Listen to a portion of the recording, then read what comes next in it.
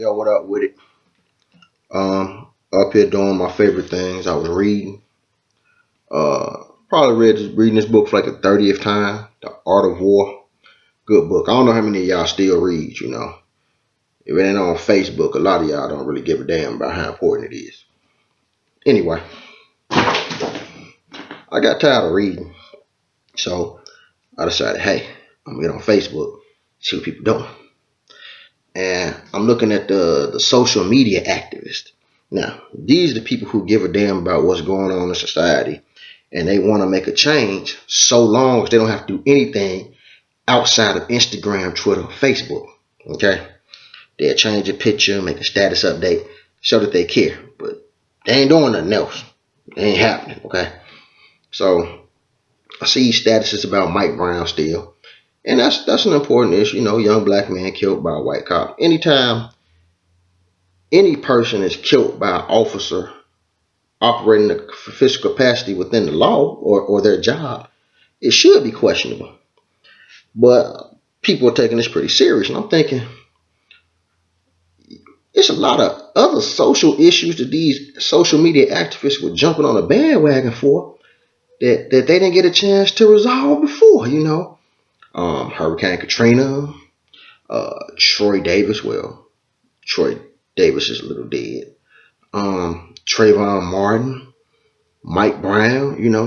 People put up pictures of hoodies for Trayvon and just a whole bunch of stuff that didn't really accomplish anything. And I'm thinking, like, a lot of black people, I'm black, don't get me wrong, I'm not one of those self-hating black people. I'm just honest. We up in arms like, oh man, that's wrong. Young black man got killed just because his pants sagging and his hat cocked and he got on a hoodie. And I'm thinking, like, a lot of the chicks I see putting these statuses up, like if a dude walk by with his hat cocked to the side or a hoodie on, you grab your purse, reach for a mace and a taser. A lot of these older black dudes, you see these young men with their pants sagging, you say, man, he ain't gonna mount the shit. Look at that little motherfucker. He got dreadlocks. He got whatever other weird shit these little motherfuckers doing. And I sort of take that personally because I was one of them little motherfuckers back in the day with his pants sagging and hat cocked. And my hat's still cocked, but that's what I do. And I'm like, it ain't the fact that this young man got killed. It's the fact that he got killed by, like, a white dude. And it's like a serious issue that everybody want to argue about. So I'm thinking, like, what is it that makes the black community so angry about him being killed? And, raising up in arms and people in different states want to fight about it.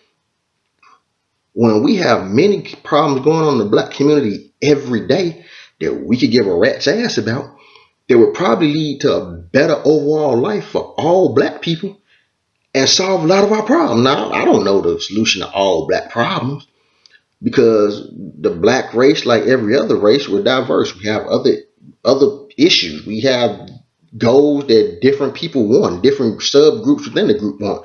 So there's no one thing that we can all do to make the whole race better. But there are some things that are being done that affects all of us, and we could probably work on that. I mean, like, I know Mike Brown and Trayvon Martin being killed. That was extremely important. Okay, that wasn't cool. Racial profiling. Racial profiling occur every day. We racially profile each other. Okay, I get racially profiled by black people all day. I step into court, everybody think I'm either a well-dressed criminal or a cop with a suit on. Never a lawyer, okay?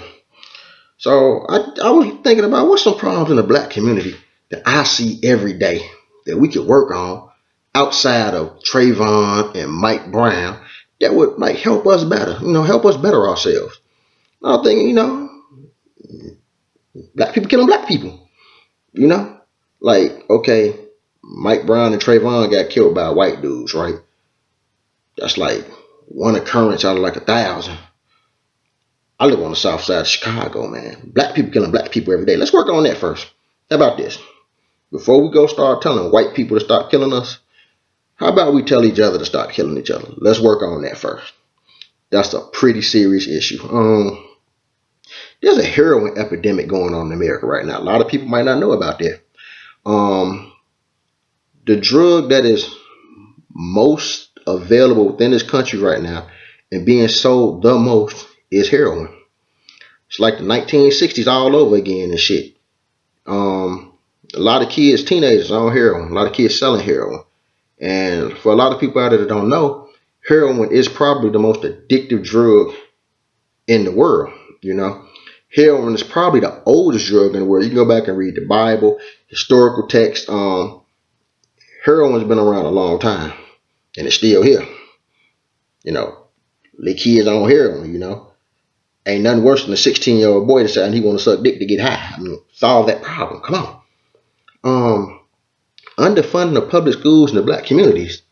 You know, kids without enough computers. You know, a kid in 2014 should not graduate from high school not knowing how to do more than get on Instagram or Facebook from their phone. They should have like some real working knowledge of technology. You know, that's bad. You know, books from when I was in high school are being used. That's not cool. Get some updated books. You know, they should get a history book that actually says there's been a black president. You know,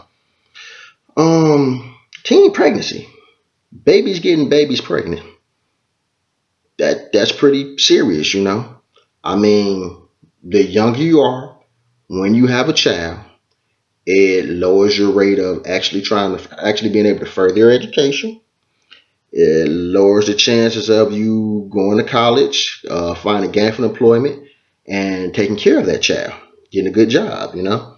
So what happens is you become a child who has a child who gets caught up in the system, and then that child becomes a victim of the system, and the cycle continues. So, you know, let's throw some rubbers out here to these kids, you know, or you just get, well, we ain't gonna get them to stop fucking, okay? That ain't gonna happen. I should just birth control or something, you know, but let's get them to stop. We could try to get them to stop, that ain't gonna happen. HIV and AIDS, you know what? That shit pretty real. It's still out there. People still catching it, and it's like one white cop out of a million shoots a black dude and we up in arms. But like 50,000 black people catch AIDS and HIV this year, and oh well. Black people catch AIDS and HIV at a higher rate than any other race in this country. And I'm not just talking about homosexual blacks. Is black men, black women, homosexual, heterosexual, they're all catching it. Okay? And maybe that's something we need to handle. Maybe, you know, we come together and like, hey, let's stop catching AIDS and HIV. We can improve our lives. You know, let's do something about that. Prison. Niggas still going to prison. It's going, yeah. It's happening at an alarming rate. I see it every day.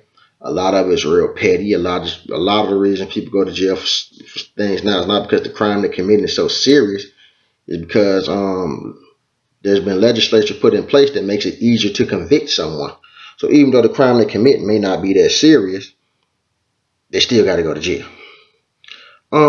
Breast and cervical cancer. Now this is a serious issue. Black women are diagnosed with breast and cervical cancer at a higher rate than any other race in America. Okay? We can do something about that. How about we come together and like, you know, hey, you got screened yet? You know, when the last time you let somebody feel on your titties? You know, hey, when the last time you got the cuckoo checked out? You know, things you could do within the black community to bring everybody together. And I know these are things that are not big issues to you social media activists, you know, because this everyday stuff. It ain't like a kid with a hooded sweatshirt on getting shot. Oh no, this is everyday stuff. This ain't really nothing, you know, you can just change your status about and have people like, man, that's deep, man. Man, that's some prophetic type stuff to say, man.